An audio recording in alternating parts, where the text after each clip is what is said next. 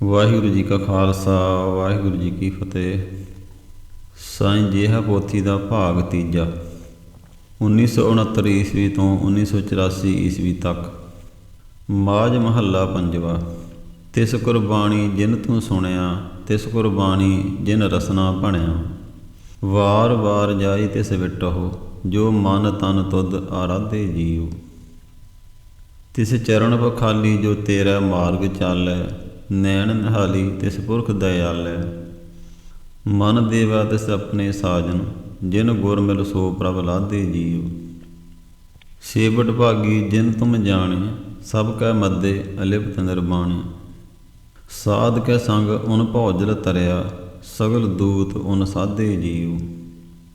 ਤਿਨ ਕੀ ਸਰਣ ਪਰਿਆ ਮਨ ਮੇਰਾ, ਮਾਨ ਤਾਨ ਤਜ ਮੋਹ ਅੰਧੇਰਾ। ਨਾਮ ਦਾਨ ਦੀਜੈ ਨਾਨਕ ਕਉ, ਤਿਸ ਪ੍ਰਭ ਅਗਮ ਅਗਾਧੇ ਜੀਉ। ਪ੍ਰਸੰਗ ਨੰਬਰ 1। ਸੰਤ ਗਿਆਨੀ ਕਰਤਾਰ ਸਿੰਘ ਜੀ ਦੀ ਸੰਗਤ ਵਿੱਚ। ਸੰਤ ਗਿਆਨੀ ਗੁਰਬਚਨ ਸਿੰਘ ਜੀ ਅਕਾਲ ਚਲਾਣਾ ਕਰਨ ਤੋਂ ਕੁਝ ਸਾਲ ਪਹਿਲਾਂ ਹੀ ਭਾਈ ਕਰਤਾਰ ਸਿੰਘ ਜੀ ਭੂਰਾ ਕੋਹਨਾ ਨੂੰ ਦੌਂਦੀ ਟਕਸਾਲ ਦੇ 13ਵੇਂ ਮੁਖੀ ਵਜੋਂ ਸੇਵਾ ਸੰਭਾਲਣ ਦਾ ਸਿਰੋਪਾਓ ਤਖਤ ਸ੍ਰੀ ਹਰਿਮੰਦਰ ਜੀ ਪਟਨਾ ਸਾਹਿਬ ਵਿਖੇ ਦੇ ਗਏ ਸਨ। ਪਰ ਸੰਤ ਗੁਰਬਚਨ ਸਿੰਘ ਜੀ ਦੇ ਸਰੀਰ ਤਿਆਗਣ ਉਪਰੰਤ ਜਥੇ ਨੂੰ ਧਿਰਾਂ ਵਿੱਚ ਤੋੜਨ ਦੇ ਨਾਕਾਮ ਪ੍ਰਯਤਨ ਕੀਤੇ ਜਾਂਦੇ ਹਨ। ਉਂਝ ਜਥਾ ਤਾਂ ਸ਼ੁਰੂ ਤੋਂ ਹੀ ਚੱਕਰਵਰਤੀ ਰਿਹਾ ਕਰਦਾ ਸੀ, ਪਰ ਫਿਰ ਵੀ ਇੱਕ ਸਥਾਨ ਨੂੰ ਹੈੱਡਕੁਆਟਰ ਭਾਵ ਦੌਂਦੀ ਟਕਸਾਲ ਦਾ ਕੇਂਦਰੀ ਸਥਾਨ ਹੋਣ ਦਾ ਦਰਜਾ ਦਿੱਤਾ ਜਾਂਦਾ, ਜਿੱਥੇ ਨਵੇਂ ਸਿੰਘਾਂ ਦੀ ਭਰਤੀ ਹੁੰਦੀ ਅਤੇ ਸਾਲਾਨਾ ਜੋੜ ਮੇਲੇ ਆਦਿਕ ਮਨਾਏ ਜਾਂਦੇ।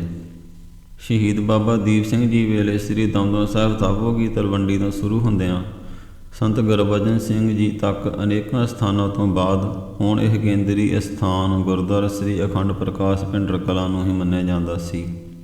ਸੰਤ ਕਰਤਾਰ ਸਿੰਘ ਜੀ ਜਥੇ ਵਿੱਚ ਏਕਤਾ ਅਤੇ ਦਮਦੀ ਟਕਸਾਲ ਦੇ ਮੂਲ ਕਾਰਜਾਂ ਨੂੰ ਧਿਰਬੰਦੀਆਂ ਤੋਂ ਤਾਂ ਮਨ ਭਿੰਡਰ ਕਲਾਂ ਤੋਂ ਚਾਲੇ ਪਾ ਸ੍ਰੀ ਅੰਮ੍ਰਿਤਸਰ ਪਿੰਡ ਮਹਿਤਾ ਵਿਖੇ ਆ ਜਾਂਦੇ ਹਨ।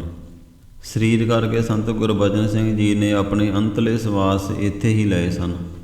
ਬਾਬਾ ਠਾਕੁਰ ਸਿੰਘ ਜੀ, ਜੋ ਕਿ ਉਸ ਸਮੇਂ ਤੱਕ ਜਥੇ ਦੇ ਪੁਰਾਣੇ ਸਿੰਘਾਂ ਵਿੱਚੋਂ ਸਭ ਤੋਂ ਵੱਧ ਸਤਿਕਾਰਯੋਗ ਸਨ, ਸੰਤ ਗੁਰਬਚਨ ਸਿੰਘ ਜੀ ਦੇ ਬਚਨਾਂ 'ਤੇ ਚੱਲਦਿਆਂ ਸੰਤ ਕਰਤਾਰ ਸਿੰਘ ਜੀ ਨਾਲ ਹੀ ਮਹਿਤੇ ਆ ਜਾਂਦੇ ਹਨ।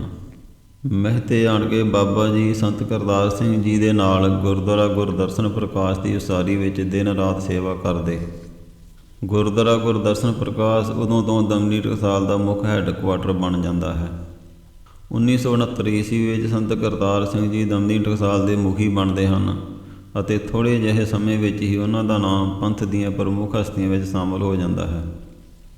ਬੜੀ ਜਲਦੀ ਹੀ ਗੁਰਦੁਆਰਾ ਗੁਰਦਰਸ਼ਨ ਪ੍ਰਕਾਸ਼ ਦਾ ਮਾਹੌਲ ਪੰਥ ਦੀਆਂ ਤਮਾਮ ਸੰਪਰਦਾਵਾਂ, ਸ਼ਖਸੀਅਤਾਂ ਅਤੇ ਦੂਰੋਂ ਨੇੜੋਂ ਚੱਲ ਕੇ ਆਈਆਂ ਸੰਗਤਾਂ ਦੀ ਚਹਿਲ ਪਹਿਲ ਨਾਲ ਭਰਨ ਲੱਗ ਜਾਂਦਾ ਹੈ। ਸੰਤ ਕਰਤਾਰ ਸਿੰਘ ਜੀ ਬਹੁਤ ਹੀ ਪ੍ਰਭਾਵਸ਼ਾਲੀ ਬੁਲਾਰੇ ਸਨ। ਉਹਨਾਂ ਦੇ ਬੋਲੇ ਵਾਗ ਸੁਣਨ ਵਾਲੇ ਦੇ ਧੁਰ ਅੰਦਰ ਤੱਕ ਜਾ ਨਾਮ ਸਿਮਰਨ ਦੀ ਚੇਟਕ ਲਗਾਉਣ ਦੀ ਸਮਰੱਥਾ ਰੱਖਦੇ।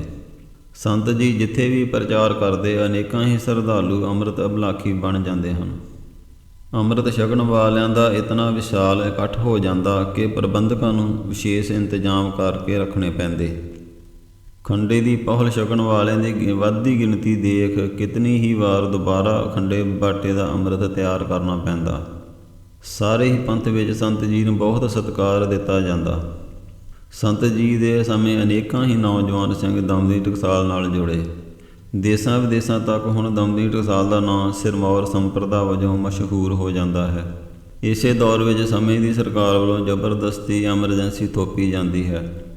ਐਮਰਜੈਂਸੀ ਥੋਪਣਾ ਉਂਝ ਭਾਵੇਂ ਰਾਜਨੀਤਿਕ ਫੈਸਲਾ ਸੀ ਅਤੇ ਇਸ ਦੇ ਨਤੀਜੇ ਵੀ ਰਾਜਨੀਤੀ ਤੋਂ ਹੀ ਪ੍ਰੇਰਿਤ ਨਿਕਲਣੇ ਸਨ, ਪਰ ਇਸ ਦੇ ਕਾਰਨ ਖਾਸ ਕਰ ਪੰਜਾਬ ਵਿਚਲੀਆਂ ਸਿੱਖ ਸੰਗਤਾਂ ਵਿੱਚ ਆਪਣੇ ਧਾਰਮਿਕ ਦਿਹਾੜੇ ਮਨਾਉਣ ਦੀ ਆਜ਼ਾਦੀ ਬਾਰੇ ਅਸਪਸ਼ਟਤਾ ਬਣੀ ਹੋਈ ਸੀ। ਇਹਨਾਂ ਹੀ ਸਮਿਆਂ ਵਿੱਚ ਸਰਕਾਰ ਵੱਲੋਂ ਕਈ ਹੋਰ ਅਰਾਜਕਤਾ ਫੈਲਾਉਣ ਵਾਲੇ ਫੈਸਲੇ ਲਏ ਗਏ, ਜਿਸ ਕਾਰਨ ਸਿੱਖ ਸੰਗਤਾਂ ਦੇ ਪਵਿੱਤਰ ਹਿਰਦੇ ਦੁਖੀ ਹੋ ਰਹੇ ਸਨ। ਅਜਿਹੇ ਸਮੇਂ ਵਿੱਚ ਸਿੱਖ ਸੰਗਤਾਂ ਨੂੰ ਧਰਵਾਸ ਦੇਣ ਅਤੇ ਪੰਥ ਨੂੰ ਫਿਰ ਤੋਂ ਚੜ੍ਹਦੀ ਕਲਾ ਵਿੱਚ ਰਹਿਣ ਦਾ ਦ੍ਰਿੜ ਸੰਕਲਪ ਯਾਦ ਕਰਾਉਣ ਲਈ ਸੰਤ ਜੀ ਨੇ ਲਗਾਤਾਰ 37 ਜਲੂਸ ਭਾਵ ਨਗਰ ਕੀਰਤਨ ਅਨੇਕਾਂ ਹੀ ਪਿੰਡਾਂ ਨਗਰਾਂ ਵਿੱਚ ਕੱਢੇ। ਸੰਤ ਜੀ ਇਹਨਾਂ ਜਲੂਸਾਂ ਵਿੱਚ ਕਦੇ ਆਪ ਧੰਨ ਸ੍ਰੀ ਗੁਰੂ ਗ੍ਰੰਥ ਸਾਹਿਬ ਜੀ ਦੀ ਹਜ਼ੂਰੀ ਬੈਠ ਚੌਰ ਸਾਹਿਬ ਦੀ ਸੇਵਾ ਕਰਦੇ, ਕਦੇ ਆਪ ਪੈਦਲ ਚੱਲ ਪ੍ਰਬੰਧ ਦਾ ਖਿਆਲ ਰੱਖਦੇ, ਪੜਾਅ ਦਰ ਪੜਾਅ ਰੁਕਦੇ ਅਤੇ ਪ੍ਰਚਾਰ ਕਰਦੇ। ਸੰਗਤਾਂ ਨੂੰ ਚੜ੍ਹਦੀ ਕਲਾ ਵਿੱਚ ਰਹਿਣ ਅਤੇ ਅੰਮ੍ਰਿਤ ਅਭਿਲਾਖੀ ਬਣਨ ਲਈ ਪ੍ਰੇਰਦੇ। ਸੰਤ ਜੀ ਜਿੱਥੇ ਵੀ ਪੜਾ ਕਰ ਤਕਰੀਰ ਕਰਦੇ ਤਾਂ ਸੰਗਤਾਂ ਇੱਕ ਰਸ ਬੜੇ ਧਿਆਨ ਨਾਲ ਆਪ ਜੀ ਨੂੰ ਸੁਣਦੀਆਂ। ਨੌਜਵਾਨਾਂ ਦੇ ਦਿਲਾਂ ਦੀਆਂ ਧੜਕਣਾਂ ਵਿੱਚ ਸੰਤ ਜੀ ਦੇ ਬੋਲ ਵੱਜਦੇ। ਨਵੇਂ ਜੋਸ਼ ਨਾਲ ਭਰਿਆ ਖੂਨ ਉਬਾਲੇ ਮਾਰ ਬੋਲੇ ਸੋ ਨਿਹਾਲ ਦੇ ਜੈਕਾਰਿਆਂ ਵਿੱਚ ਆਪਣੀ ਹਾਜ਼ਰੀ ਲਵਾਉਂਦਾ। ਸੰਤ ਜੀ ਦੇ ਇਹਨਾਂ ਕਾਰਜਾਂ ਕਾਰਨ ਸਮੇਂ ਦੀ ਸਰਕਾਰ ਹੱਕੀ ਪੱਕੀ ਰਹਿ ਗਈ। ਉਸ ਦੇ ਥੋਪੇ ਕਾਨੂੰਨਾਂ ਦਾ ਭੈ ਹਵਾ ਹੋ ਗਿਆ। ਸੰਤ ਜੀ ਦੇ ਪੰਥਕ ਸੇਵਾ ਦਾ ਇਤਨਾ ਭਾਰ ਆ ਗਿਆ ਸੀ ਕਿ ਸਭ ਥਾਈਂ ਜਿੱਥੇ ਵੀ ਗੁਰੂ ਨਾਨਕ ਨਾਮ ਲੇਵਾ ਸੰਗਤ ਬੈਠੀ, ਉਹ ਆਪ ਜੀ ਨੂੰ ਆਪਣੇ ਪਾਸ ਆਉਣ ਅਤੇ ਦਰਸ਼ਨ ਦੇਣ ਲਈ ਬੇਨਤੀਆਂ ਕਰਦੀ। ਉਂਝ ਵੀ ਇਹ ਕਾਰਜ ਉਹ ਵੀ ਐਮਰਜੈਂਸੀ ਵੇਲੇ ਕਰਨਾ ਬਹੁਤ ਹੀ ਕਠਿਨ ਸੀ, ਪਰ ਸੰਤ ਜੀ ਜਾਣਦੇ ਸਨ ਕਿ ਮਹਿਤੇ ਬਾਬਾ ਠਾਕਰ ਸਿੰਘ ਜੀ ਹਨ, ਉਹ ਆਪ ਉੱਤਮ ਢੰਗ ਨਾਲ ਸੇਵਾ ਨਿਭਾ ਸਕਦੇ ਹਨ। ਇਸ ਲਈ ਸੰਤ ਜੀ ਸਿੱਖ ਸੰਗਤਾਂ ਦੀਆਂ ਮੰਗਾਂ ਪੂਰੀਆਂ ਕਰਦੇ। ਇੱਧਰ ਬਾਬਾ ਠਾਕਰ ਸਿੰਘ ਜੀ ਮਹਿਤੇ ਵਿਖੇ ਨਾ ਸਿਰਫ ਬਾਹਰੀ ਤੌਰ 'ਤੇ ਦਮਨੀ ਟਕਸਾਲ ਦਾ ਪ੍ਰਬੰਧ ਸਾਂਭਦੇ, ਸਗੋਂ ਅੰਤਰੀਵੀ ਪੱਧਰ 'ਤੇ ਵੀ ਨਿਰਵਿਘਨਤਾ ਸਹਿਤ ਜਥੇ ਦੇ ਸਿੰਘਾਂ ਦੀ ਸੰਥਿਆ, ਕਥਾ ਕੀਰਤਨ ਦੀ ਵਿਦਿਆ ਚੱਲਦੀ ਰਹਿਣ ਲਈ ਹਰ ਸੂਖਮ ਗੱਲ ਦਾ ਖਿਆਲ ਰੱਖਦੇ। ਪ੍ਰਸੰਗ ਨੰਬਰ 2। ਸੰਤ ਕਰਤਾਰ ਸਿੰਘ ਜੀ ਵੱਲੋਂ ਕੀਤਾ ਜਾਂਦਾ ਅਥਾਹ ਸਤਿਕਾਰ। ਬਾਬਾ ਠਾਕਰ ਸਿੰਘ ਜੀ ਦੇ ਪਰਥਾਏ ਵਚਨ ਦਾ ਸੰਤ ਗੁਰਬਚਨ ਸਿੰਘ ਜੀ ਆਪ ਸੰਤ ਕਰਤਾਰ ਸਿੰਘ ਜੀ ਨੂੰ ਕਰ ਗਏ ਸਨ, ਪਰ ਉਂਝ ਵੀ ਸੰਤ ਕਰਤਾਰ ਸਿੰਘ ਜੀ ਬਾਬਾ ਜੀ ਦਾ ਬਹੁਤ ਸਤਿਕਾਰ ਕਰਦੇ। ਜਥੇ ਵਿਚਲੇ ਸਿੰਘ ਇਸ ਗੱਲ ਤੋਂ ਭਲੀ ਭਾਂਤ ਜਾਣੂ ਸਨ ਕਿ ਅਗਰ ਕਿਸੇ ਸਿੰਘ ਤੋਂ ਹੋਈ ਭੁੱਲ ਕਾਰਨ ਸੰਤ ਜੀ ਨਾਰਾਜ਼ ਹੋ ਜਾਣ ਅਤੇ ਕੋਈ ਖਿਮਾ ਬਖਸ਼ਾਉਣ ਦੀ ਕੋਈ ਪੇਸ਼ ਨਾ ਚੱਲਦੀ ਤਾਂ ਉਹਨਾਂ ਬਾਬਾ ਠਾਕਰ ਸਿੰਘ ਜੀ ਪਾਸ ਚਲੇ ਜਾਣਾ। ਬਾਬਾ ਜੀ ਆਪ ਉਹ ਸਿੰਘ ਵੱਲੋਂ ਸੰਤ ਜੀ ਨੂੰ ਬੇਨਤੀ ਕਰਦੇ ਅਤੇ ਸੰਤ ਜੀ ਜਲਦੀ ਹੀ ਮੰਨ ਜਾਂਦੇ। ਸੰਤ ਕਰਤਾਰ ਸਿੰਘ ਜੀ ਵੇਲੇ ਇੰਜ ਵੀ ਹੁੰਦਾ ਸੀ ਕਿ ਸੰਤ ਜੀ ਕਿਸੇ ਸਿੰਘ ਤੋਂ ਹੋਈ ਅਤਿਅੰਤ ਭੁੱਲ ਕਾਰਨ ਉਸ ਨੂੰ ਜਥੇ ਵਿੱਚ ਚਲੇ ਜਾਣ ਲਈ ਕਹਿ ਦਿੰਦੇ ਤਾਂ ਉਹ ਵੀ ਆਪਣੀ ਆਖਰੀ ਉਮੀਦ ਦੀਆਂ ਡੋਰਾਂ ਲਈ ਬਾਬਾ ਜੀ ਪਾਸ ਹੀ ਆਉਂਦਾ ਅਤੇ ਬਾਬਾ ਜੀ ਸੰਤਾਂ ਪਾਸ ਜਾ ਕੇ ਆਪ ਉਸ ਸਿੰਘ ਲਈ ਖਿਮਾ ਮੰਗਦੇ ਅਤੇ ਜਥੇ ਵਿੱਚ ਛੁੱਟੀ ਨਾ ਕਰਨ ਦੀ ਬੇਨਤੀ ਕਰਦੇ। ਜਦੋਂ ਵੀ ਅਜਿਹਾ ਮੌਕਾ ਬਣਦਾ ਤਾਂ ਬਾਬਾ ਜੀ ਅਕਸਰ ਹੀ ਸੰਤ ਜੀ ਪਾਸ ਇਹ ਬੇਨਤੀ ਕਰਦੇ ਸਨ ਕਿ ਇਹਨਾਂ ਦਾ ਆਪ ਜੀ ਤੋਂ ਬਿਨਾਂ ਕੋਈ ਸਹਾਰਾ ਨਹੀਂ ਹੈ। ਅਗਰ ਆਪ ਜੀ ਨਹੀਂ ਰੱਖੋਗੇ ਤਾਂ ਇਹ ਭਲਾ ਕਿੱਥੇ ਜਾਣਗੇ, ਇਹਨਾਂ ਨੂੰ ਇੱਥੇ ਰਹਿਣ ਦੀ ਆਗਿਆ ਬਖਸ਼ੋ। ਬਾਬਾ ਜੀ ਨੂੰ ਪਤਾ ਤਾਂ ਹੁੰਦਾ ਸੀ ਕਿ ਸੰਤ ਜੀ ਕਿਸੇ ਵੀ ਸਿੰਘ ਤੋਂ ਇਤਨੀ ਜਲਦੀ ਨਾਰਾਜ਼ ਨਹੀਂ ਸਨ ਹੁੰਦੇ, ਜ਼ਰੂਰ ਸਿੰਘ ਦਾ ਹੀ ਕਸੂਰ ਹੋਵੇਗਾ। ਇਸ ਲਈ ਬਾਬਾ ਜੀ ਪਹਿਲਾਂ ਉਸ ਸਿੰਘ ਨੂੰ ਉਸ ਦੀ ਭੁੱਲ ਕਰਨ ਨਾਲ ਉਸ ਦੀ ਧਾਰਮਿਕ ਅਤੇ ਵਿਆਪਕ ਜ਼ਿੰਦਗੀ 'ਤੇ ਪੈਣ ਵਾਲੇ ਅਸਰ ਦੀ ਸੋਝੀ ਦਿੰਦੇ ਅਤੇ ਫਿਰ ਕਿਰਪਾ ਦੇ ਘਰ ਵਿੱਚ ਆ ਕੇ ਦੁਬਾਰਾ ਹੋਈ ਭੁੱਲ ਨਾ ਕਰਨ ਦੀ ਹਦਾਇਤ ਦੇ ਕੇ ਸੰਤ ਜੀ ਪਾਸ ਚਲੇ ਜਾਂਦੇ। ਬਾਬਾ ਜੀ ਇੱਕ ਤਾਂ ਪਹਿਲਾਂ ਹੀ ਹਰੇਕ ਸਿੰਘ ਦਾ ਮੋਹ ਇਤਨਾ ਕਰਿਆ ਕਰਦੇ ਸਨ ਕਿ ਸਿੰਘਾਂ ਨੂੰ ਉਹਨਾਂ ਦੇ ਮਾਤਾ ਪਿਤਾ ਦਾ ਪ੍ਰੇਮ ਬਾਬਾ ਜੀ ਦੇ ਰੂਪ ਵਿੱਚ ਮਿਲ ਜਾਂਦਾ ਸੀ। ਇਸ ਦੇ ਨਾਲ ਹੀ ਬਾਬਾ ਜੀ ਉਹਨਾਂ ਦੀ ਵਿਦਿਆ ਤੋਂ ਲੈ ਕੇ ਬਸਤਰਾਂ ਅਤੇ ਹੋਰ ਕਿਸੇ ਵੀ ਤਰ੍ਹਾਂ ਦੀ ਮਦਦ ਕਰਨ ਲਈ ਰੰਚਕ ਮਾਤਰ ਵੀ ਦੇਰ ਨਹੀਂ ਸਨ ਲਾਉਂਦੇ। ਇਸੇ ਦੇ ਨਾਲ ਹੀ ਜਥੇ ਦੇ ਸਿੰਘ ਇਹ ਵੀ ਜਾਣਦੇ ਸਨ ਕਿ ਅਗਰ ਬਾਬਾ ਠਾਕਰ ਸਿੰਘ ਜੀ ਨੇ ਜੇਕਰ ਕਿਸੇ ਨੂੰ ਜਥੇ ਵਿੱਚੋਂ ਜਾਣ ਲਈ ਆਦੇਸ਼ ਕਰ ਦਿੱਤਾ ਤਾਂ ਉਹ ਸਿੰਘ ਨੂੰ ਸੰਤ ਜੀ ਵੀ ਮੋੜ ਜਥੇ ਵਿੱਚ ਸ਼ਾਮਲ ਨਹੀਂ ਕਰਦੇ। ਪਰ ਬਾਬਾ ਜੀ ਦਾ ਹਿਰਦਾ ਇਤਨਾ ਵਿਸ਼ਾਲ ਸੀ ਕਿ ਸ਼ਾਇਦ ਹੀ ਕਦੇ ਅਜਿਹਾ ਦਿਨ ਚੜ੍ਹਿਆ ਹੋਵੇ। ਬਾਬਾ ਜੀ ਦਾ ਸਿੰਘਾਂ ਪ੍ਰਤੀ ਇਹ ਪ੍ਰੇਮ ਦੇਖ ਹੌਲੀ ਹੌਲੀ ਸਿੰਘ ਉਹਨਾਂ ਨੂੰ ਜਥੇ ਦੀ ਮਾਂ, ਟਕਸਾਲ ਦੀ ਮਾਂ ਆਦਿ ਉਪਮਾ ਦੇਣ ਲੱਗ ਜਾਂਦੇ ਹਨ। ਬਾਬਾ ਜੀ ਦਾ ਪ੍ਰੇਮ ਕਰਨ ਦਾ ਢੰਗ ਹੀ ਅਜਿਹਾ ਸੀ ਕਿ ਉਹਨਾਂ ਨੂੰ ਸਿੰਘ ਅਜਿਹੀ ਉਪਮਾ ਨਾਲ ਹੀ ਯਾਦ ਕਰਦੇ। ਮਾਤਾਵਾਂ ਵਾਂਗ ਵਿਸ਼ਾਲ ਹਿਰਦਾ ਕਰ ਲਾੜ ਲਡਾਉਣਾ, ਨਾਲ ਹੀ ਉਂਗਲ ਪਕੜ ਸੰਸਾਰ ਵਿੱਚ ਚੱਲਣ ਦੀ ਜਾਚਨਾ ਦੱਸਣੀ, ਇੱਥੋਂ ਤੱਕ ਕਿ ਸਰੀਰ ਦੀ ਦੇਖਭਾਲ ਕਿੰਝ ਕਰਨੀ ਅਤੇ ਸਭਨਾਂ ਤੋਂ ਛੁਪਾ ਮਾਇਕ ਸੇਵਾ ਇੱਕ ਇੱਕ ਦੀ ਕਰਨੀ ਅਤੇ ਨਾਲ ਹੀ ਕਹਿ ਛੱਡਣਾ ਅੱਗੇ ਕਿਸੇ ਨੂੰ ਨਾ ਦੱਸਣਾ। ਬਾਬਾ ਜੀ ਕਦੇ ਕਦੇ ਤਾਂ ਆਪ ਹੀ ਸਿੰਘਾਂ ਦਾ ਕੇਸੀ ਇਸ਼ਨਾਨ ਕਰਾਉਂਦੇ। ਨਵੇਂ ਪੁਰਾਣੇ ਅਤੇ ਬਿਰਧ ਹੋ ਚੁੱਕੇ ਸਿੰਘਾਂ ਕੋਲ ਬੈਠਦੇ, ਉਹਨਾਂ ਦਾ ਹਾਲ ਚਾਲ ਪੁੱਛਦੇ ਅਤੇ ਬਿਨਾਂ ਕਿਸੇ ਝਿਜਕ ਤੋਂ ਉਹਨਾਂ ਦੇ ਬੇਅੰਤ ਵਾਰ ਨਾ ਕਰਨ 'ਤੇ ਵੀ ਉਹਨਾਂ ਦੀ ਸੇਵਾ ਕਰਦੇ। ਅਜਿਹੇ ਬੇਅੰਤ ਗੁਣਾ ਭਰਪੂਰ ਬਾਬਾ ਠਾਕਰ ਸਿੰਘ ਜੀ ਦਾ ਸਿੰਘਾਂ ਪ੍ਰਤੀ ਇਤਨਾ ਪ੍ਰੇਮ ਸੀ ਕਿ ਸਿੰਘ ਹੁਣ ਆਪਣੇ ਘਰ ਜਾਂ ਮਾਂ ਪਿਓ ਦੀ ਕਮੀ ਨੂੰ ਮਹਿਸੂਸ ਹੀ ਨਾ ਕਰਦੇ। ਸੰਤ ਜੀ ਆਪ ਵੀ ਬਾਬਾ ਠਾਕਰ ਸਿੰਘ ਜੀ ਨੂੰ ਟਕਸਾਲ ਦੀ ਮਾਂ ਕਿਹਾ ਕਰਦੇ ਸਨ। ਸੰਤ ਕਰਤਾਰ ਸਿੰਘ ਜੀ ਬਹੁਤ ਹੀ ਹਸਮੁਖ ਸੁਭਾਅ ਦੇ ਮਾਲਕ ਸਨ, ਇਸ ਲਈ ਉਹ ਕਦੇ ਕਦੇ ਸਿੰਘਾਂ ਨੂੰ ਖੁਸ਼ ਕਰਨ ਲਈ ਬਾਬਾ ਜੀ ਨਾਲ ਮਜ਼ਾਕੀਆ ਲਹਿਜੇ ਵਿੱਚ ਗੱਲ ਕਰ ਲੈਂਦੇ। ਇੱਕ ਵਾਰ ਇੰਝ ਹੁੰਦਾ ਹੈ ਕਿ ਸੰਤ ਜੀ ਬਾਬਾ ਜੀ ਨੂੰ ਕਹਿੰਦੇ ਹਨ ਕਿ ਬਾਬਾ ਠਾਕਰ ਸਿੰਘ ਜੀ, ਨਾ ਤਾਂ ਤੁਸੀਂ ਕਥਾ ਕਰਦੇ ਹੋ ਅਤੇ ਨਾ ਹੀ ਕੀਰਤਨ, ਤੁਹਾਡਾ ਕੋਈ ਲਾਭ ਤਾਂ ਸਾਨੂੰ ਹੈ ਨਹੀਂ। ਇੰਜ ਕਰਦੇ ਹਾਂ ਕਿ ਤੁਹਾਡੀ ਜਥੇ ਵਿੱਚ ਛੁੱਟੀ ਕਰ ਦਿੰਦੇ ਹਾਂ। ਅੱਗੋਂ ਬਾਬਾ ਜੀ ਕਹਿੰਦੇ ਕਿ ਮੈਂ ਤਾਂ ਨਹੀਂ ਜਾਣਾ ਜਥੇ ਨੂੰ ਛੱਡ ਕੇ, ਤੁਸੀਂ ਭੂਰੇ ਕੋਨੇ ਮੱਕੀ ਗੁੱਡਣ ਜਾਣਾ ਤਾਂ ਜਾਓ। ਜਦੋਂ ਵੀ ਅਜਿਹਾ ਮੌਕਾ ਬਣਨਾ ਤਾਂ ਸਿੰਘਾਂ ਦੋਨਾਂ ਮਹਾਂਪੁਰਸ਼ਾਂ ਦੇ ਬਚਨ ਸੁਣ ਬਹੁਤ ਹੀ ਖੁਸ਼ ਹੋਣਾ ਅਤੇ ਨਾਲ ਹੀ ਉਹਨਾਂ ਵਿਚਲੀ ਦਰਗਾਹੀ ਸਾਂਝ ਵਿੱਚੋਂ ਨਿਕਲੇ ਪ੍ਰੇਮ ਨੂੰ ਦੇਖ ਨਿਹਾਲ ਹੋਈ ਜਾਣਾ। ਸੰਤ ਕਰਤਾਰ ਸਿੰਘ ਜੀ ਉਂਝ ਆਪ ਵੀ ਸਿੰਘਾਂ ਨੂੰ ਵਿਸ਼ੇਸ਼ ਸੱਦ ਕੇ ਹਦਾਇਤ ਦਿੰਦੇ ਸਨ ਕਿ ਭਾਵੇਂ ਕਦੇ ਮੇਰਾ ਵਚਨ ਮੋੜ ਦੇਣਾ ਤਾਂ ਮੋੜ ਦੇਣਾ, ਪਰ ਬਾਬਾ ਜੀ ਦਾ ਕਿਹਾ ਬਚਨ ਨਾ ਮੋੜਨਾ। ਸਿੰਘ ਜਾਣਦੇ ਸਨ ਕਿ ਸੰਤ ਜੀ ਆਪਣੇ ਨਾਲੋਂ ਕਿਤੇ ਵੱਧ ਸਤਿਕਾਰ ਬਾਬਾ ਠਾਕਰ ਸਿੰਘ ਜੀ ਦਾ ਕਰਵਾ ਕੇ ਪ੍ਰਸੰਨ ਹੁੰਦੇ ਹਨ।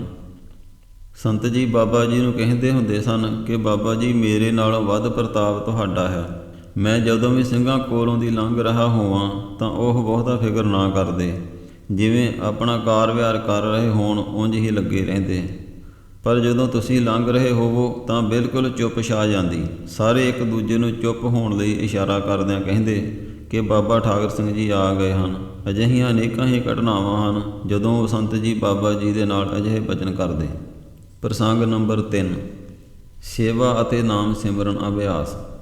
ਬਾਬਾ ਜੀ ਨੇ ਮਹਿਤੇ ਆ ਕੇ ਆਪਣੇ ਨੇਮ ਵਿੱਚ ਕੋਈ ਫਰਕ ਨਹੀਂ ਪੈਣ ਦਿੱਤਾ। ਭਾਵੇਂ ਸਰੀਰ ਕਰਕੇ ਸੰਤ ਗੁਰਬਚਨ ਸਿੰਘ ਜੀ ਉਹਨਾਂ ਕੋਲ ਨਹੀਂ ਸਨ, ਪਰ ਬਾਬਾ ਜੀ ਅੰਦਰ ਇਹੋ ਜਿਹਾ ਅਦਬ ਅਤੇ ਸਮਰਪਣ ਸੰਤ ਗੁਰਬਚਨ ਸਿੰਘ ਜੀ ਲਈ ਸੀ, ਉਹੋ ਜਿਹਾ ਹੀ ਸੰਤ ਕਰਤਾਰ ਸਿੰਘ ਜੀ ਲਈ ਰਹਿੰਦਾ ਹੈ।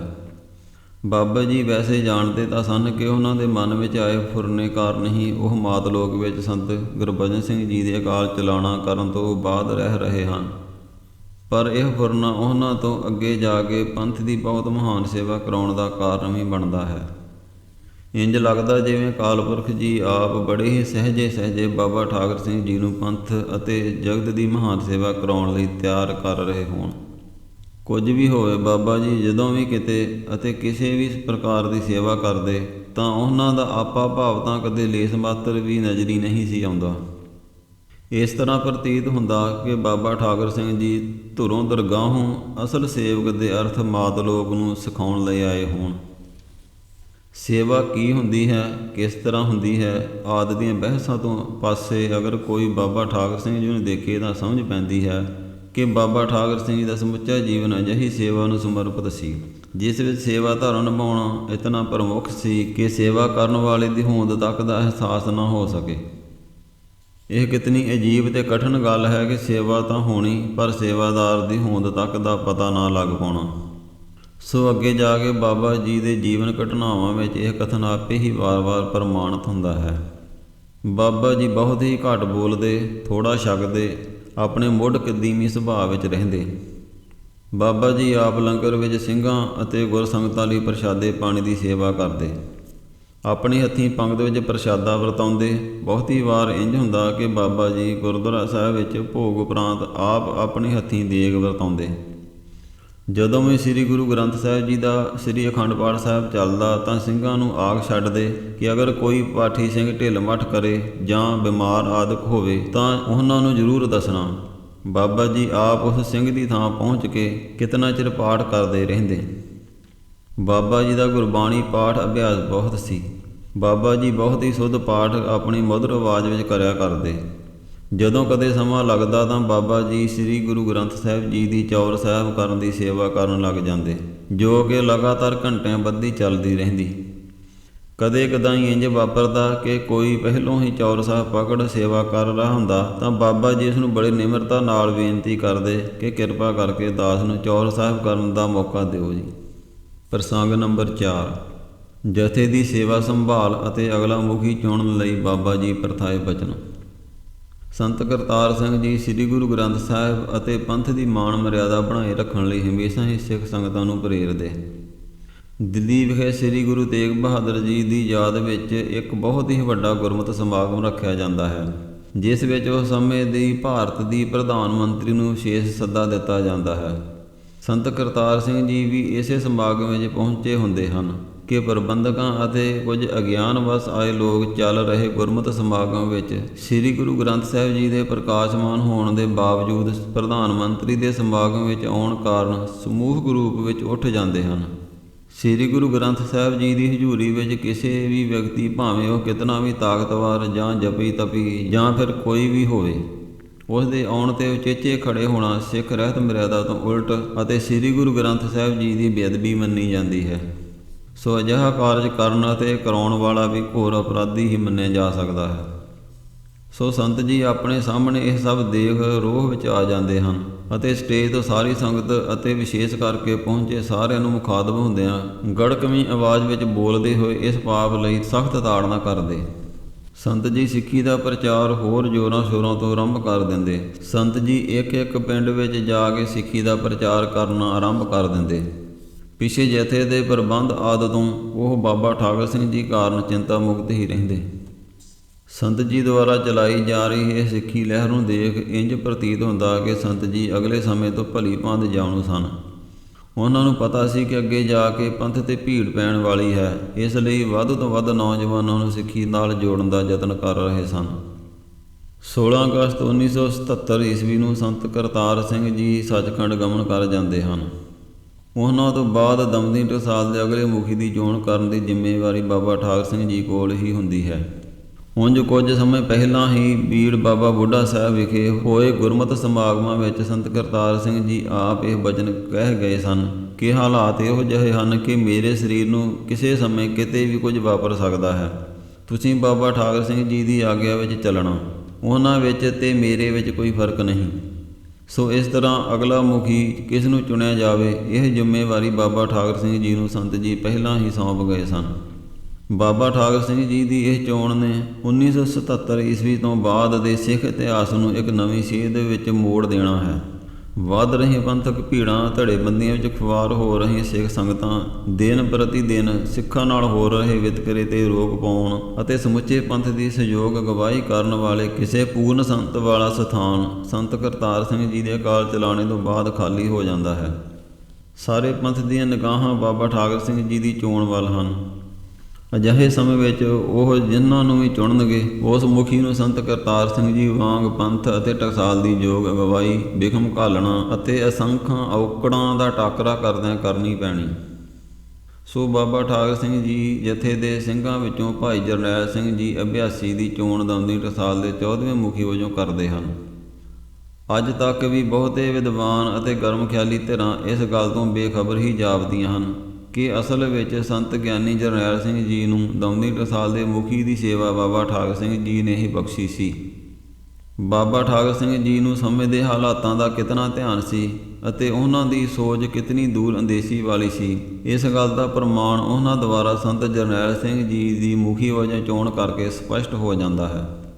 ਭਾਵੇਂ ਕਿ ਬਾਬਾ ਜੀ ਆਪ ਕਿਸੇ ਵੀ ਅੱਗੇ ਆਪਣੀ ਵਿਵੇਕ ਬੁੱਧ ਦਾ ਇਜ਼ਹਾਰ ਨਾ ਕਰਦੇ। ਪ੍ਰਸੰਗ ਨੰਬਰ 5। ਸੰਤ ਗਿਆਨੀ ਜਰਨੈਲ ਸਿੰਘ ਜੀ। ਮੈਂ ਬਾਬਾ ਠਾਕਰ ਸਿੰਘ ਜੀ ਦਾ ਬੱਚਾ ਹਾਂ। ਸੰਤ ਜਰਨੈਲ ਸਿੰਘ ਜੀ ਵੀ ਸੰਤ ਕਰਤਾਰ ਸਿੰਘ ਜੀ ਦੀ ਤਰ੍ਹਾਂ ਬਾਬਾ ਠਾਕਰ ਸਿੰਘ ਜੀ ਦੇ ਸਾਹਮਣੇ ਹੀ ਜਥੇ ਵਿੱਚ ਸ਼ਾਮਲ ਹੋਏ ਸਨ।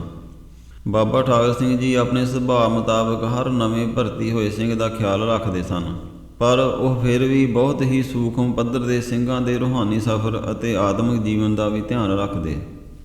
ਉਂਝ ਭਾਵੇਂ ਪ੍ਰਤੱਖ ਰੂਪ ਵਿੱਚ ਬਾਬਾ ਜੀ ਕਦੇ ਇਹ ਪ੍ਰਗਟ ਨਾ ਹੋਣ ਦਿੰਦੇ, ਹਮੇਸ਼ਾ ਨਾਮ ਸਿਮਰਨ ਵਿੱਚ ਇੱਕ ਰਸ ਰਹਿੰਦੇ, ਪਰ ਨਾਲ ਉਹ ਹਰੇਕ ਸੂਖਮ ਤੋਂ ਸੂਖਮ ਗੱਲ ਦਾ ਧਿਆਨ ਰੱਖ ਰਹੇ ਹੁੰਦੇ ਸਨ। ਜੋ ਸਿੰਘ ਨਾਮ ਸਿਮਰਨ ਦਾ ਅਭਿਆਸੀ ਹੋਣਾ, ਬਾਬਾ ਜੀ ਉਸ ਦਾ ਬਹੁਤ ਸਤਿਕਾਰ ਕਰਦੇ, ਪਰ ਨਾਲ ਹੀ ਇਸ ਗੱਲ ਦਾ ਧਿਆਨ ਰੱਖਦੇ ਕਿ ਕੋਈ ਹੋਰ ਸਿੰਘ ਕਿਸੇ ਵੀ ਤਰ੍ਹਾਂ ਦੇ ਵਿਤਕਰੇ ਦੀ ਭਾਵਨਾ ਦਾ ਖਿਆਲ ਆਪਣੇ ਮਨ ਵਿੱਚ ਨਾ ਲੈ ਆਵੇ। ਬਹੁਤ ਹੀ ਗੁਪਤ ਢੰਗ ਨਾਲ ਸਿੰਘਾਂ ਨੂੰ ਬਖਸ਼ਿਸ਼ਾਂ ਵੰਡਦੇ, ਪਰ ਵੰਡਦੇ ਸਭਨਾਂ ਨੂੰ। ਬਾਬਾ ਠਾਕੁਰ ਸਿੰਘ ਜੀ ਕਿਉਂਕਿ ਨਾਮ ਸਿਮਰਨ ਦੇ ਨਿਰੰਤਰ ਅਭਿਆਸ ਅਤੇ ਸ੍ਰੀ ਗੁਰੂ ਗ੍ਰੰਥ ਸਾਹਿਬ ਜੀ ਦੀ ਅਪਾਰ ਬਖਸ਼ਿਸ਼ਾਂ ਕਾਰਨ ਆਤਮਿਕ ਪੱਧਰ 'ਤੇ ਬਹੁਤ ਹੀ ਉੱਚਾ ਜੀਵਨ ਜੀ ਰਹੇ ਸਨ। ਇਸ ਲਈ ਬਾਬਾ ਜੀ ਦੇ ਕੀਤੇ ਬਚਨ ਸੁਤੇ ਸਿੱਧ ਸੱਚ ਹੋ ਜਾਂਦੇ।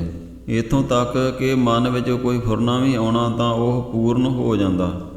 ਬਾਬਾ ਜੀ ਦੀ ਅੰਤਰੀਵੀ ਆਤਮਿਕ ਅਵਸਥਾ ਇਤਨੀ ਉੱਚੀ ਹੁੰਦੀ ਹੈ ਕਿ ਬਾਬਾ ਜੀ ਕਿਸੇ ਵੀ ਸਿੰਘ ਪ੍ਰੇਮੀ ਜਾਂ ਕੋਈ ਵੀ ਦਰਸ਼ਨ ਕਰਨ ਆਉਂਦਾ ਤਾਂ ਉਸ ਦੇ ਮਨ ਦੀ ਬੁੱਝ ਲੈਂਦੇ।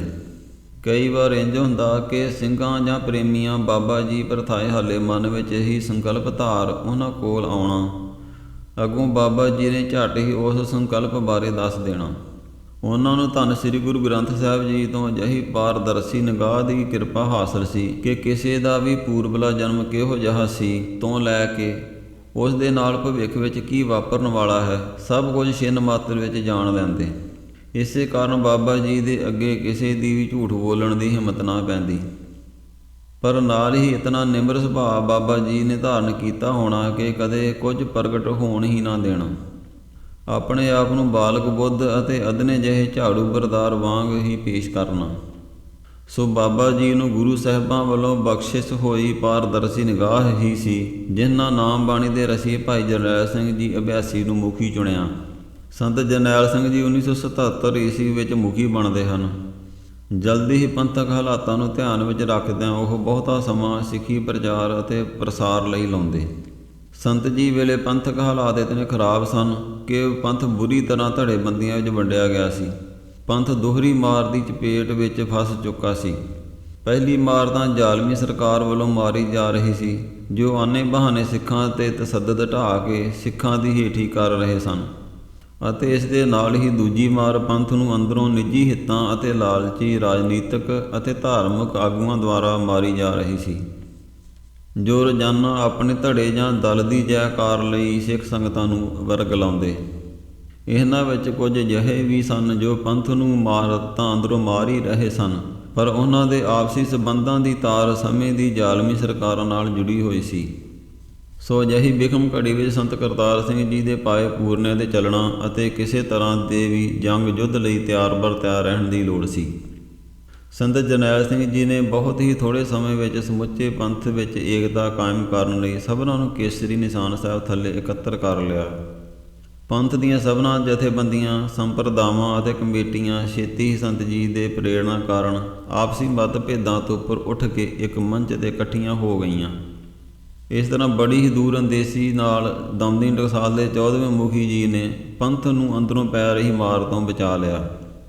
ਬਸ ਹੁਣ ਬਾਹਰੀ ਮਾਰ, ਜੋ ਕਿ ਜ਼ਾਲਮ ਸਰਕਾਰ ਦੁਆਰਾ ਨਿਤਾ ਪ੍ਰਤੀ ਕਿਸੇ ਨਾ ਕਿਸੇ ਰੂਪ ਵਿੱਚ ਕੀਤੀ ਜਾ ਰਹੀ ਸੀ, ਇਸ ਨਾਲ ਨਜਿੱਠਣਾ ਬਾਕੀ ਰਹਿ ਗਿਆ ਸੀ।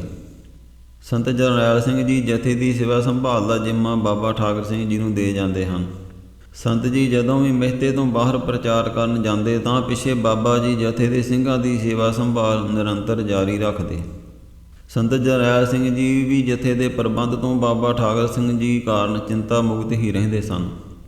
ਉਂਝ ਵੀ ਸੰਤ ਜੀ ਨੇ ਜਦੋਂ ਵੀ ਕੋਈ ਜਥੇ ਲਈ ਕੋਈ ਫੈਸਲਾ ਲੈਣਾ ਹੁੰਦਾ ਤਾਂ ਆਪ ਜੀ ਦੀ ਸਲਾਹ ਜ਼ਰੂਰ ਲਿਆ ਕਰਦੇ। ਕਦੇ ਕਦੇ ਇੰਝ ਹੁੰਦਾ ਕਿ ਸੰਤ ਜੀ ਕਿਸੇ ਮਸਲੇ 'ਤੇ ਆਪਣੀ ਰਾਏ ਦੇਣ ਦੀ ਬਜਾਏ ਸਭ ਕੁਝ ਬਾਬਾ ਜੀ ਦੇ ਆਸਰੇ ਹੀ ਛੱਡ ਦਿੰਦੇ। ਸੰਤ ਜੀ ਜਥੇ ਦੇ ਸਿੰਘਾਂ ਨੂੰ ਬਾਬਾ ਠਾਕਰ ਸਿੰਘ ਜੀ ਦੇ ਬਾਬਤ ਉਹੀ ਹਦਾਇਤ ਕਰਦੇ ਜੋ ਹਦਾਇਤ ਸੰਤ ਗੁਰਬਚਨ ਸਿੰਘ ਜੀ ਬਾਬਾ ਜੀ ਪ੍ਰਥਾਏ ਸੰਤ ਕਰਤਾਰ ਸਿੰਘ ਜੀ ਨੂੰ ਕਰਕੇ ਗਏ ਸਨ। ਜੋ ਹਦਾਇਤ ਸੰਤ ਕਰਤਾਰ ਸਿੰਘ ਜੀ ਜਥੇ ਦੇ ਹਰ ਨਵੇਂ ਭਰਤੀ ਸਿੰਘ ਨੂੰ ਆਪ ਕਰਿਆ ਕਰਦੇ ਸਨ ਕਿ ਬਾਬਾ ਠਾਕਰ ਸਿੰਘ ਜੀ ਦਾ ਕੋਈ ਬਚਨ ਨਾ ਮੋੜਨਾ। ਸੰਤ ਜੀ ਹਮੇਸ਼ਾ ਹੀ ਜਥੇ ਦੇ ਸਿੰਘਾਂ ਨੂੰ ਕਹਾ ਕਰਦੇ ਸਨ ਕਿ ਮੈਂ ਬਾਬਾ ਠਾਕਰ ਸਿੰਘ ਜੀ ਦਾ ਬੱਚਾ ਹਾਂ। ਉਹਨਾਂ ਦੇ ਇਹ ਬਚਨਾਂ ਨੂੰ ਸੁਣ ਨਵੇਂ ਭਰਤੀ ਹੋਏ ਸਿੰਘ ਜਲਦੀ ਸਮਝ ਜਾਂਦੇ ਕਿ ਸੰਤ ਜਰਨੈਲ ਸਿੰਘ ਜੀ ਲਈ ਬਾਬਾ ਠਾਕਰ ਸਿੰਘ ਜੀ ਪਿਤਾ ਰੂਪ ਹਨ। ਸੰਤ ਜੀ ਨੇ ਕਈ ਵਾਰ ਪੰਥਕ ਸਟੇਜਾਂ ਉੱਤੇ ਸਮੂਹ ਸਿੱਖ ਸੰਗਤ ਨੂੰ ਬਚਨ ਕੀਤੇ ਸਨ, ਅਗਰ ਉਹਨਾਂ ਦੇ ਸਰੀਰ ਨੂੰ ਕੁਝ ਹੋ ਜਾਵੇ ਜਾਂ ਪੰਥਕ ਹਾਲਾਤ ਅਜਿਹੇ ਬਣ ਜਾਣ ਤਾਂ ਉਹ ਹਾਜ਼ਰ ਨਾ ਹੋ ਸਕਣ ਤਾਂ ਅੱਗੇ ਦਮਦਮੀ ਟਕਸਾਲ ਦੀ ਸੇਵਾ ਸੰਭਾਲ ਬਾਬਾ ਠਾਕਰ ਸਿੰਘ ਜੀ ਦੇ ਜ਼ਿੰਮੇ ਹੈ। ਪ੍ਰਸੰਗ ਨੰਬਰ 6, ਧਰਮ ਯੁੱਧ ਮੋਰਚੇ ਦੀ ਸ਼ੁਰੂਆਤ ਅਤੇ ਧਰਤੀ 'ਤੇ ਤੁਰਿਆ ਫਿਰਦਾ ਰੱਬ। ਸੰਤ ਗਿਆਨੀ ਜਰਨੈਲ ਸਿੰਘ ਜੀ ਨੂੰ ਹਾਲੇ ਦਮਦਮੀ ਟਕਸਾਲ ਦੇ ਮੁਖੀ ਬਣਿਆ 1 ਸਾਲ ਕੁ ਹੀ ਹੁੰਦਾ ਹੈ ਕਿ 1978 ਈਸਵੀ ਵਿੱਚ ਨਕਲੀ ਨਿਰੰਕਾਰੀ ਕਾਂਡ ਵਾਪਰ ਜਾਂਦਾ ਹੈ। ਇਸ ਕਾਂਡ ਵਿੱਚ ਸ਼ਾਂਤਮਈ ਵਿਰੋਧ ਕਰ ਰਹੇ ਸਿੰਘਾਂ 'ਤੇ ਅੰਨ੍ਹੇਵਾਹ ਗੋਲੀਆਂ ਚਲਾਈਆਂ ਜਾਂਦੀਆਂ ਹਨ, ਜਿਸ ਕਾਰਨ 13 ਸਿੰਘ ਸ਼ਹੀਦ ਅਤੇ ਅਨੇਕਾਂ ਹੀ ਬੁਰੀ ਤਰ੍ਹਾਂ ਜ਼ਖਮੀ ਹੋ ਜਾਂਦੇ ਹਨ। ਇਸ ਕਰਕੇ ਸਮੁੱਚਾ ਪੰਥ ਰੋਹ ਵਿੱਚ ਆ ਜਾਂਦਾ ਹੈ। ਇਸ ਤੋਂ ਬਾਅਦ ਤਾਂ ਜਿਵੇਂ ਦਮਦਮੀ ਟਕਸਾਲ ਲਈ ਜੋ ਕਾਰਜ 18ਵੀਂ ਅਤੇ 19ਵੀਂ ਸਦੀ ਦੀ ਸ਼ੁਰੂਆਤ ਵਿੱਚ ਕਰਦੀ ਆਈ ਹੈ, ਉਹ ਦੁਬਾਰਾ ਕਰਨਾ ਅਤ ਜ਼ਰੂਰੀ ਬਣ ਜਾਂਦਾ ਹੈ। ਭਾਵ ਜਬੈ ਬਾਣ ਲਾਗਿਓ ਤਬੈ ਰੁਸ ਜਾਗਿਓ। ਹੁਣ ਸੰਤ ਜੀ ਸਾਰੇ ਵਿਦਿਆਰਥੀਆਂ ਨੂੰ ਪੰਥ ਲਈ ਸਿਰ ਧੜ ਦੀ ਬਾਜੀ ਲਾਉਣ ਲਈ ਤਿਆਰ ਬਰ ਤਿਆਰ ਕਰ ਦਿੰਦੇ ਹਨ। ਜੋ ਕਾਰਜ ਸ਼ਹੀਦ ਬਾਬਾ ਦੀਪ ਸਿੰਘ ਜੀ ਪਹਿਲੇ ਮੁਖੀ ਦਮਦਮੀ ਟਕਸਾਲ ਅਤੇ ਸ਼ਹੀਦ ਬਾਬਾ ਗੁਰਬਖਸ਼ ਸਿੰਘ ਜੀ ਦੂਸਰੇ ਮੁਖੀ ਦਮਦਮੀ ਟਕਸਾਲ ਨੇ ਆਪਣੇ ਸਮੇਂ ਜ਼ੁਲਮ ਨਾਲ ਟਾਕਰਾ ਲੈਣ ਲਈ ਕੀਤੇ, ਹੁਣ ਸੰਤ ਜਰਨੈਲ ਸਿੰਘ ਜੀ 14ਵੇਂ ਮੁਖੀ ਦਮਦਮੀ ਟਕਸਾਲ ਵੀ ਉਹਨਾਂ ਕਾਰਜਾਂ ਨੂੰ ਆਰੰਭ ਕਰ ਦਿੰਦੇ ਹਨ। ਸੰਤ ਜੀ ਨੇ ਸਾਰੇ ਪੰਥ ਨੂੰ ਆਉਣ ਵਾਲੇ ਸਮੇਂ ਲਈ ਤਿਆਰ ਰਹਿਣ ਲਈ ਅਤੇ ਸ਼ਸਤਰਧਾਰੀ ਹੋ ਜਾਬਰ ਦਾ ਮੁਕਾਬਲਾ ਕਰਨ ਲਈ ਕਿਹਾ। ਜਲਦੀ ਹੀ ਧਰਮ ਯੁੱਧ ਮੋਰਚਾ ਸ਼ੁਰੂ ਹੋ ਜਾਂਦਾ ਹੈ। ਸੰਤ ਜੀ ਆਪਣਾ ਨਿਵਾਸ ਸਥਾਨ ਵੀ ਸ੍ਰੀ ਗੁਰੂ ਨਾਨਕ ਨਿਵਾਸ ਕਰ ਲੈਂਦੇ ਹਨ। ਰੋਜ਼ਾਨਾ ਸੰਤ ਜੀ ਪੰਥਕ ਮਸਲਿਆਂ ਅਤੇ ਪੰਥਕ ਵਿਦਵਾਨਾਂ ਤੋਂ ਲੈ ਕੇ ਹਰੇਕ ਸਿੱਖ ਸੰਘਰਸ਼ੀ ਨਾਲ ਮੁਲਾਕਾਤਾਂ ਕਰਦੇ। ਜਦੋਂ ਵੀ ਸੰਤ ਜੀ ਦੀਵਾਨ ਹਾਲ ਸ੍ਰੀ ਮੰਜੀ ਸਾਹਿਬ ਕਥਾ ਜਾਂ ਤਕਰੀਰ ਕਰਦੇ, ਉੱਥੇ ਤਿਲ ਸੁੱਟਣ ਜੋਗੀ ਵੀ ਜਗ੍ਹਾ ਨਾ ਰਹਿੰਦੀ। ਪੂਰੇ ਦੇਸ਼ਾਂ ਵਿਦੇਸ਼ਾਂ ਤੋਂ ਲੱਖਾਂ ਹੀ ਸਿੱਖਾਂ ਦਾ ਇਕੱਠ ਸੰਤ ਜੀ ਨੂੰ ਸੁਣਨ ਆਉਂਦਾ। ਧਰਮ ਯੁੱਧ ਮੋਰਚਾ ਅਸਲ ਵਿੱਚ ਸ੍ਰੀ ਅਨੰਦਪੁਰ ਸਾਹਿਬ ਮਤੇ ਦੀਆਂ ਮੰਗਾਂ 'ਤੇ ਆਧਾਰਿਤ ਸੀ। ਇਸ ਦੀ ਸਮੁੱਚੀ ਪੈਰਵਾਈ ਭਾਵੇਂ ਰਾਜਨੀਤਿਕ ਜਾਂ ਹੋਰ ਧਾਰਮਿਕ ਆਗੂ ਕਰ ਰਹੇ ਸਨ, ਪਰ ਆਧਾਰਸ਼ਿਲਾ ਦਾ ਕੰਮ ਸੰਤ ਜੀ ਆਪ ਕਰ ਰਹੇ ਸਨ। ਸਮੁੱਚੇ ਧਰਮ ਯੁੱਧ ਮੋਰਚੇ ਦਾ ਕੇਂਦਰ ਸੰਤ ਜੀ ਆਪ ਸਨ। ਸੰਤ ਜੀ ਦੀਆਂ ਰੋਜ਼ਾਨਾ ਚੱਲਦੀਆਂ ਪੰਥਕ ਗਤੀਵਿਧੀਆਂ ਕਾਰਨ ਉਹਨਾਂ ਦਾ ਮਹਿਤੇ ਆਉਣਾ ਕਾਫੀ ਮੁਸ਼ਕਲ ਹੋ ਗਿਆ ਸੀ, ਪਰ ਬਾਬਾ ਠਾਕਰ ਸਿੰਘ ਜੀ ਦੇ ਕਾਰਨ ਉਹ ਬਹੁਤੀ ਫਿਕਰ ਨਾ ਕਰਦੇ। ਉਮਰ ਅਤੇ ਅਨੁਭਵ ਵਿੱਚ ਉਂਝ ਬਾਬਾ ਠਾਕਰ ਸਿੰਘ ਜੀ ਸੰਤ ਜੀ ਤੋਂ ਵੱਡੇ ਸਨ, ਪਰ ਬਾਬਾ ਜੀ ਸੰਤ ਜੀ ਦਾ ਬਹੁਤ ਸਤਿਕਾਰ ਕਰਦੇ। ਬਾਬਾ ਜੀ ਨੂੰ ਜਦੋਂ ਵੀ ਸਮਾਂ ਮਿਲਦਾ ਤਾਂ ਸੰਤ ਜੀ ਨੂੰ ਮਿਲਣ ਆ ਜਾਂਦੇ।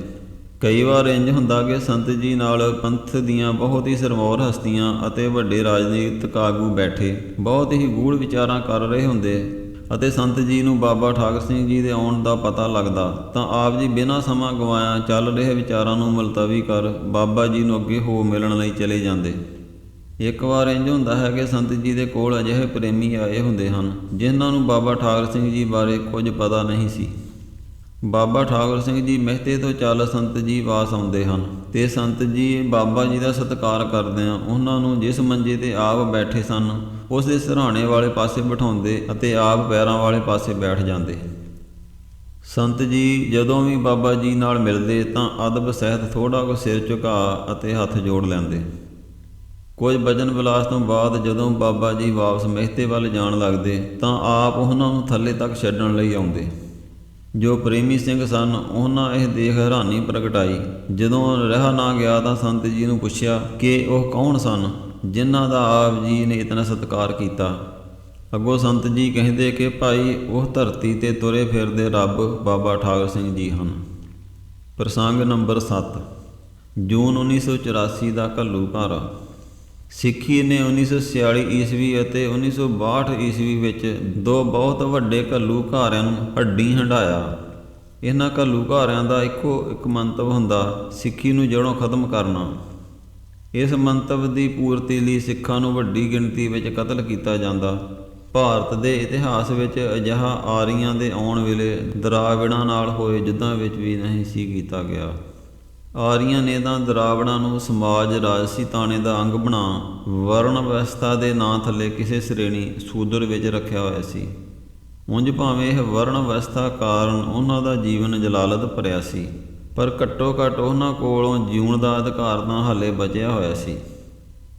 ਘੱਲੂਘਾਰੇ ਉਸ ਸਮੇਂ ਹੁੰਦੇ ਹਨ ਜਦੋਂ ਰਾਜ ਭਾਗ ਭੋਗਣ ਵਾਲਾ ਸਮੁਦਾਇ ਕਿਸੇ ਦੂਸਰੇ ਸਮੁਦਾਇ ਤੋਂ ਇਸ ਕਰਕੇ ਡਰ ਜਾਵੇ ਕਿ ਦੂਜੇ ਸਮੁਦਾਇ ਦਾ ਹੋਂਦ ਰੱਖਣਾ ਵੀ ਉਸ ਦੇ ਰਾਜ ਭਾਗ ਦੇ ਅਧਿਕਾਰ ਲਈ ਖਤਰਨਾਕ ਹੈ।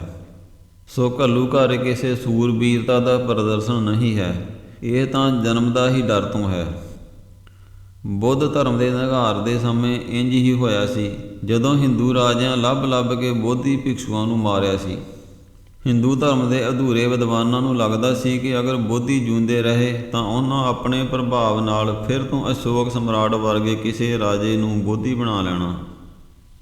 ਸੋ ਇਸ ਕਰਕੇ ਆਪਣੀਆਂ ਰਾਜਸੀ ਲਾਲਸਾਵਾਂ ਨੂੰ ਉੱਪਰ ਮੰਨਦੇ ਹੋਏ ਅਧੂਰੇ ਧਾਰਮਿਕ ਆਗੂ ਅਧਾਰਮਿਕ ਕਾਰਜ ਕਰਨ ਤੋਂ ਕਦੇ ਗੁਰੇਜ਼ ਨਹੀਂ ਕਰਦੇ। ਹਿਟਲਰ ਦੇ ਸਮੇਂ ਹੋਇਆ 60 ਲੱਖ ਤੋਂ ਵੀ ਵੱਧ ਯਹੂਦੀਆਂ ਦਾ ਕਤਲੇਆਮ ਰਾਜ ਭਾਗ ਦੀ ਲਾਲਸਾ ਤੋਂ ਹੀ ਜਨਮਿਆ ਸੀ, ਜੋ ਆਪਣੀ ਖੁਰਾਕ ਨਫ਼ਰਤ ਅਤੇ ਦੂਜੇ ਪ੍ਰਤੀ ਭੈ ਤੋਂ ਲੈਂਦਾ ਹੈ।